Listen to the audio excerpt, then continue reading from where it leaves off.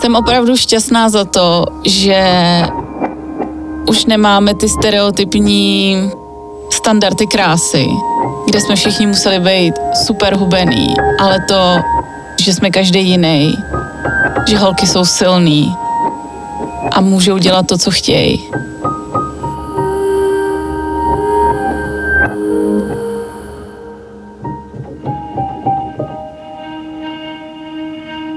Moje jméno je Klára a dřív bych řekla, že jsem učitelka jógy, teď bych řekla, že jsem self-made entrepreneur.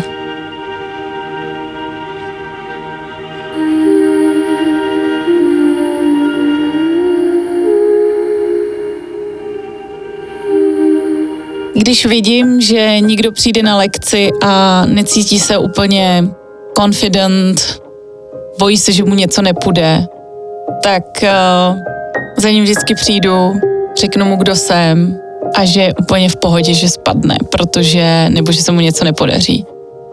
Protože Yoga Gang je o tom, že se všichni podporujeme a nejudžujeme.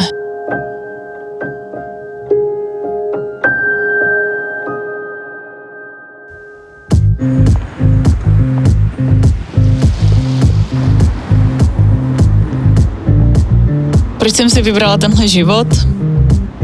A myslím si, že tenhle život si vybral mě.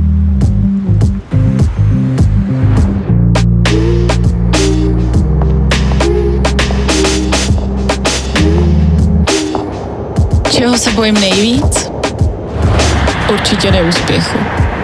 A toho, že na ničem pracujete a najednou se vám to zbourá jak domeček z karet.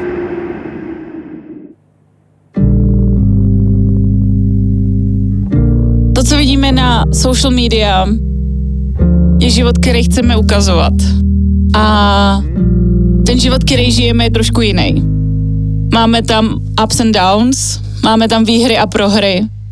A je důležité si uvědomit, že s každou tou výhrou i prohrou se s tím musíme srovnat. Co mi pomohlo být silná? To, že se v životě ne pokaždý něco povede,